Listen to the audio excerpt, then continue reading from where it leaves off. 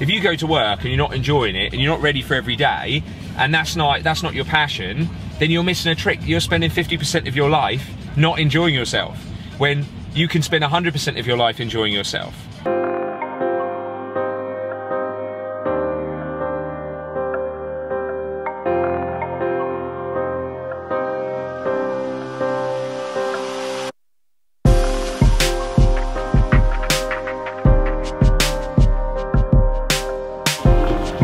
Oh shit, this looks really professional.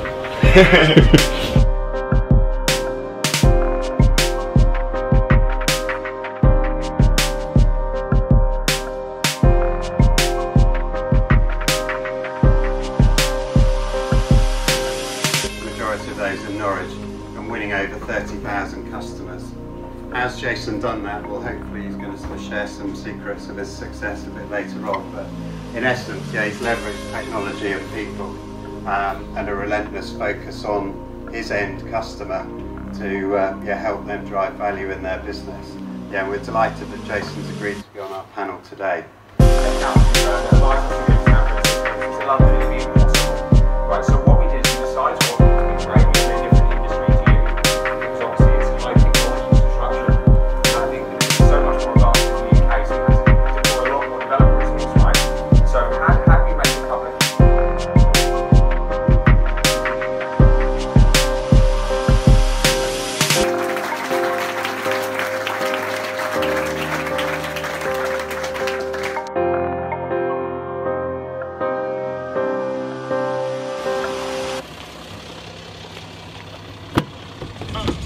Alright, Sean, so we just finished this morning at the panel, about the Norfolk panel. We absolutely smashed it. We're now off to London to the Entrepreneur of the Year competition, where I'm up for the Disruptor award. So fingers crossed, mate, hopefully we'll win that one. If not, then we'll get drunk anyway.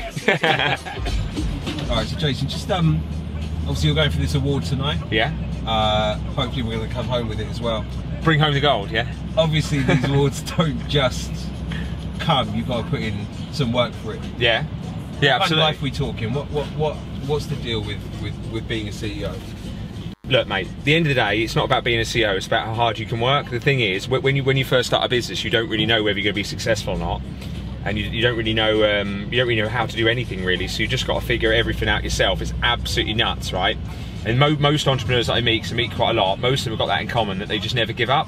You just got to absolutely give it 100% and never give up. There's too many excuses. I always hear people, they say like they can't be bothered, or they want to get a normal job. You know, you've got to put everything at risk. Yeah. You've got to be prepared to obviously disrupt. I'm in technology, right? So I disrupt an industry, but you've got to disrupt yourself. You've got to be prepared to like, you know, completely give up all stability, all security, and absolutely go for it. And most people aren't prepared to do that. You know, you've got to really ask yourself, how motivated are you? I mean, I've never really met an entrepreneur that like watched Netflix. You know, Netflix and chill. Yeah. They never really do that kind of stuff. Yeah, they never really. You know, you don't see them hanging around on Monday night at Mantra. Do you know what I mean? You know, they might go out Friday and Saturday, but most of these guys, they're absolutely, you know, giving it 100% all the time. And I think I'm a firm believer that old school rules as well. If you're running a team, and you know, I've got a big business now, so like 300 odd employees, right? And if you're running that type of business, you've got to make sure that you're like first one there. You know, make sure that you're leading the charge. Always got to be prepared to lead that charge and show everyone how much you want it and how much you're willing to work. And I think if you show everyone how much you're willing to go for it and how much you're willing to work, I think you'll encourage other people. You encourage other people, it's infectious. You know, you've got to always have absolute passion in what you do, and you've got to make sure that you absolutely believe in it, and you've got to make sure that you teach everyone in that business that they've got to believe in it too. And you've got to make sure that no matter what, you've always got the business best interest at heart, you've always got your customers' best interest at heart, and people will follow that. You know, people will follow that 100%. This Entrepreneur of the Year competition is really, really competitive. We got through the regionals, and we're now in the London and South final. Yeah, I actually got moved from Rising Star to Disruptor, so I'm pretty happy about that. Competition's stiff, so even if we don't win, it'll still be great to take part, and that's like an ideal scenario, really. We've got this in the bag. Yeah? Hopefully. What about photoshopping it? No? Yeah, it's fine. We've got that.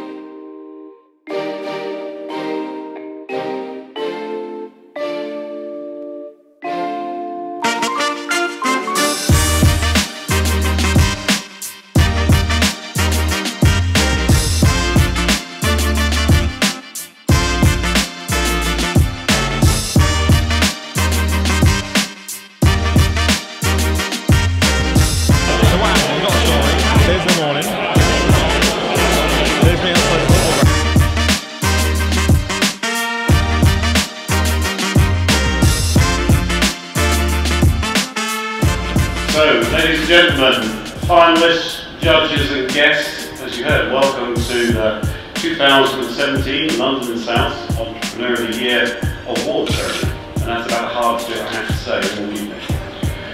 It's lovely to welcome you all tonight. This is all about us celebrating entrepreneurs, the success, the vibrancy, the innovation of entrepreneurs that we see in London and the South. Let's take a look at the London and South's category this year for this year's Disruptors.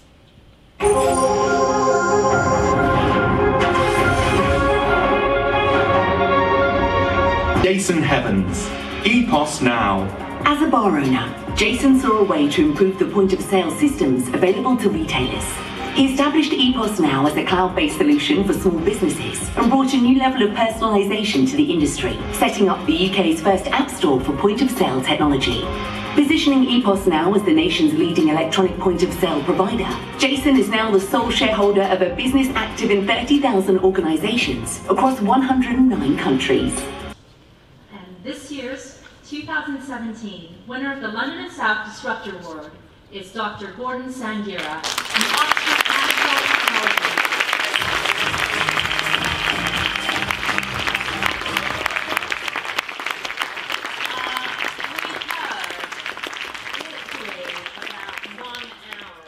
Unfortunately, guys, didn't win. It's been an amazing evening. As you can see, the night's still going on. The guy who actually who won my category, he was a doctor, and he developed nanotechnology to cure Ebola, right? So the best man actually won, and to be fair, I'd have voted for myself. Right? Have a great night.